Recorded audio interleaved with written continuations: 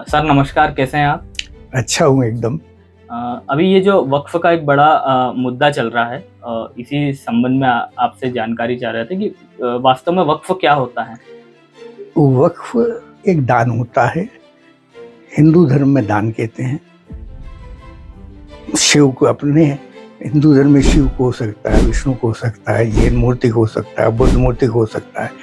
परंतु इस्लाम में ये मूर्ति नहीं पूजा नहीं होती, केवल अल्लाह होता है। तो वो अल्लाह को डेडिकेट होता है, समर्पित होता है।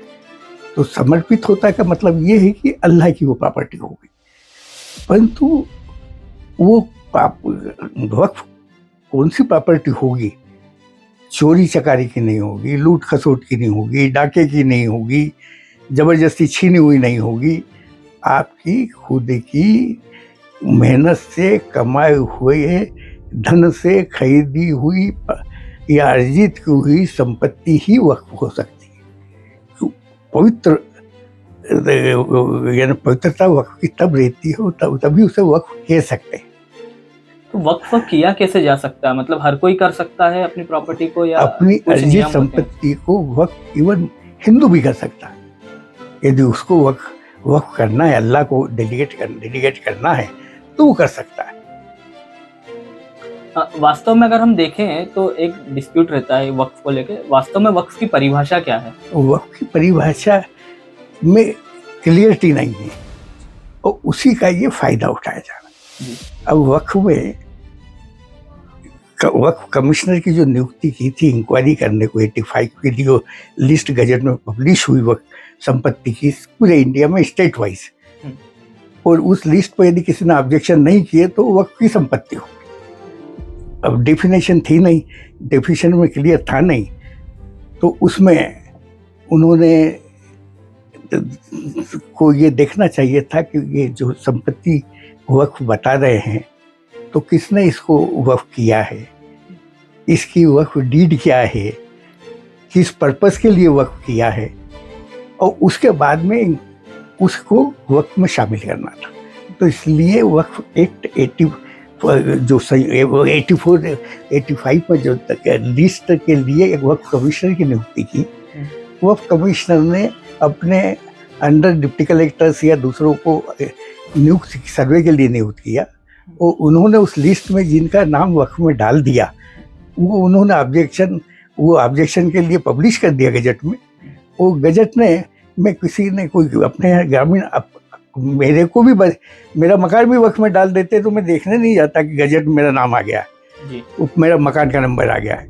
तो उस कारण से वो जितनी भी उन्होंने वक्फ वो संपत्ति की लिस्ट डाली और ऑब्जेक्शन नहीं आए, तो बगैर किसी जांच के या फर्जी दस्तावेजों के या पॉलिटिकल दबाव के या मुल्ला मौलवियों या मुस्लिमों को खुश करने के लिए जो कहा वो डाल दी।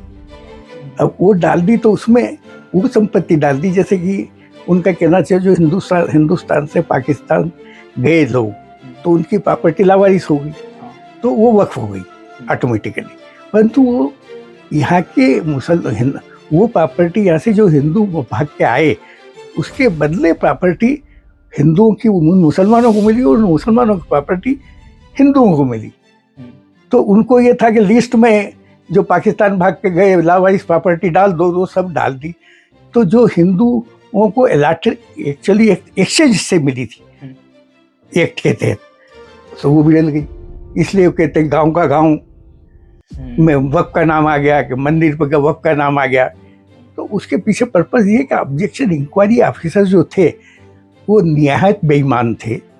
उन्होंने हर वक्फ प्रॉपर्टी के लिए एक लिस्ट में बताना था कि इनको डीड है, कौन सी डेट की है, किसने की है, उसकी व्यक्तिगत संपत्ति है कि छीनी हुई है, जबरदस्ती की हुई है। एक तो ये हो गया। दूसरा डिस्टिंग्विश उन्होंने ये नहीं किया कि कुछ वक्त प्रॉपर्टी होती है वो लावारिस नहीं होती। जैसे उन्होंने कह दिया कि साहब अकबर का मकबरा कहता है ये लावारिस प्रॉपर्टी, लावारिस नहीं। जब मुस्लिमों ने भारत पर आक्रमण मोहम्मद गोनी ने किया तो बहुत से मंदिर तोड़ के मस्जिद बनाई, खुद मस्जिदें बनवाई, और उसके बाद में उनसे तुगलकों से छीना सैयदों ने तो वो सब मालिक हो गए उस प्रॉपर्टी। सैयदों ने से खिलजी ने छीना तो वो सब मालिक हो गए। तो इस तरह से मुगलों ने छीना, जैसे लाल किला अनंग शाह ने बनाया, पृथ्वीराज के दादा ने, और मुगलों ने छीना, तो मुगलों ने छीन के लिया, तो मुगलों से लास्टली छीना अंग्रेजों ने, वो लाल किले पर कब्जा किया। तो वो तो उसके वारिस भारत सरकार हुई, भारत सरकार ने कोई नहीं छीना। तो उस लिस्ट में भारत सरकार की संपत्ति वक्फ नहीं होगी, सरकारी प्रॉपर्टी वक्फ नहीं होगी। इससे जब राजे रजवाड़े रिटायर हुए तो उनकी पर्सनल प्रॉपर्टी अलग कर दी गई थी, और बाकी प्रॉपर्टी, ऑफिस लगते थे, अस्पताल लगते थे, स्कूल लगते थे, वो सब प्रॉपर्टी जो थी वो सरकारी हो गई ऑटोमेटिकली।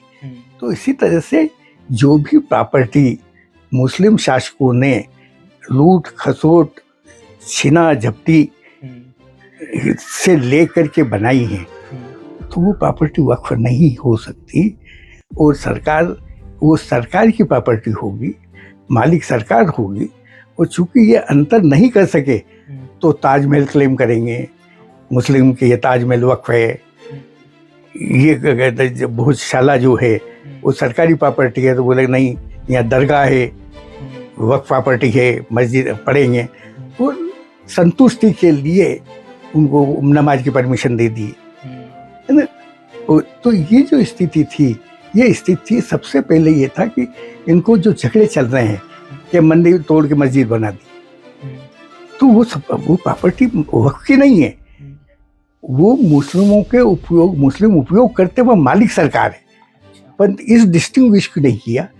इसके कारण लोगों में वक्फ के प्रति एक वो हुआ कि तो जिस पर हाथ रखे वो वक्फ प्रॉपर्टी हो, परंतु ये नहीं देखा कि सेक्शन 4 में जिस वक्फ कमिश्नर की नियुक्ति की थी, जिसके अंदर की पूरे स्टेट से सर्वे होना थे, वो वक्फ कमिश्नर के ने सर्वे रिपोर्ट में हर प्रॉपर्टी के साथ उसकी हिस्ट्री, उसका मालिक, उसको दान देने वाला, वक्फ डीड, ये सब का डिटेल्स नहीं है, और इसलिए ये सब झगड़े चालू हुए।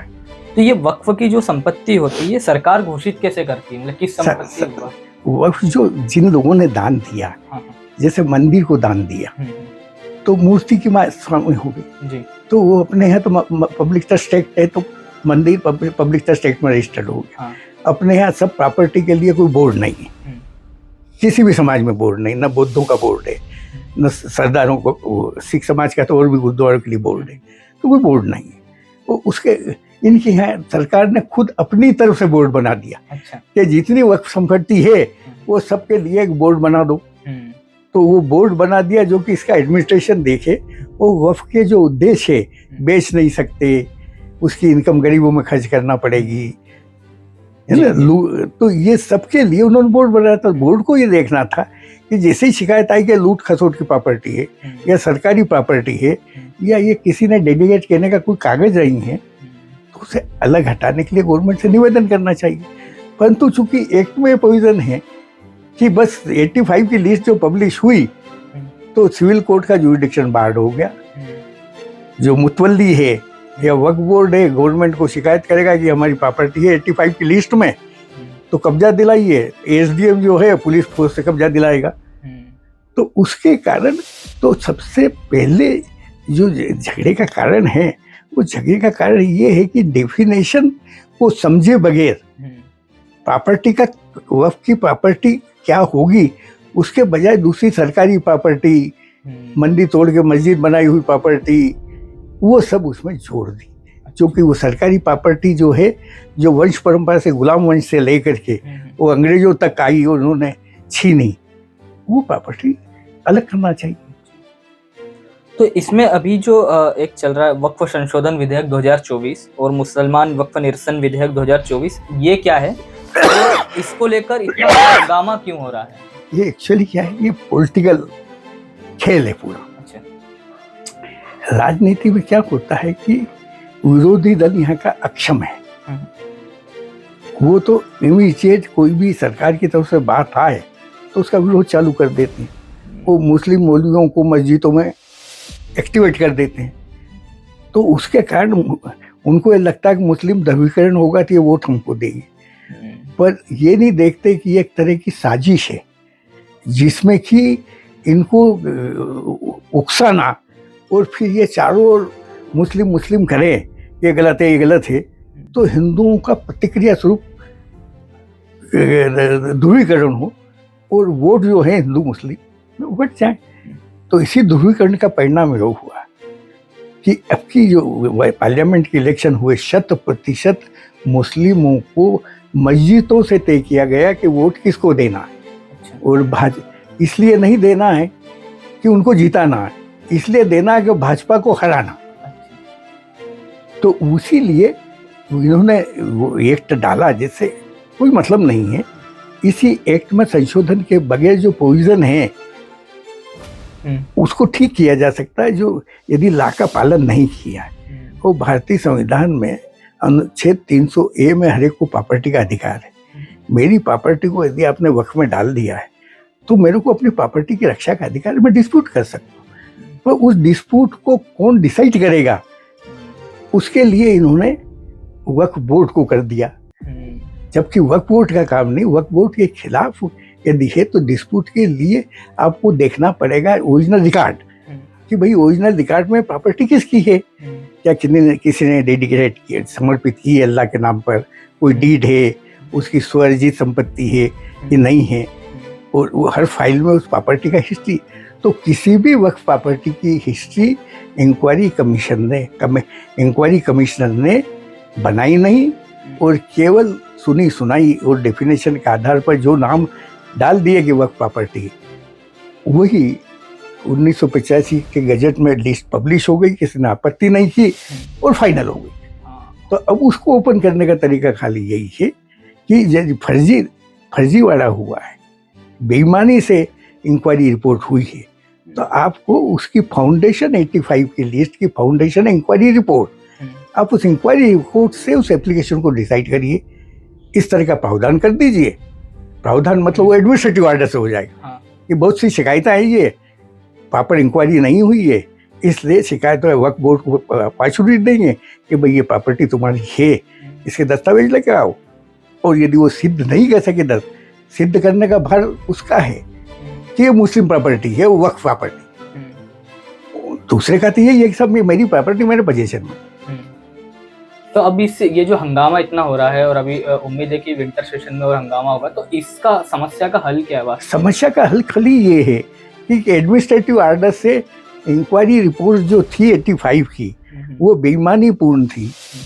जो कानून में प्रावधान किए थे उस कानून प्रावधान के अनुसार इंक्वायरी हुई नहीं, और खाली सुनी सुनाई या रजिस्टर देख करके ऑफिस में बैठ के नाम डाल दिए गए प्रॉपर्टी के, और किसी ने उस पर आपत्ति नहीं ली, वो फाइनल हो गई। तो वो लिस्ट फाइनल नहीं मानी जाएगी, वो बाय वे ऑफ फ्रॉड बनी है। इसलिए शिकायत होने पर एक ऐसी व्यवस्था एडमिनिस्ट्रेटिव ऑर्डर से होना चाहिए कि वो जांच कर सके, बट वो बुला के भाई इस प्रॉपर्टी पर ये क्लेम कर रहे, तुम बताओ कि ये वक्फ प्रॉपर्टी है, और है तो क्यों है, किसने की वक्फ, उसकी पूरी फाइल दस्तावेज, तो झगड़ा खत्म हो जाएगा। ठीक है, अब आपके इस पूरे वक्त पर जो आपने जानकारी दी, इससे बहुत लोगों के कंफ्यूजन भी दूर होंगे, और हो सकता है कि सरकार को भी एक डायरेक्शन मिले कि किस तरीके से इसमें कार्य कर सके। बहुत बहुत धन्यवाद।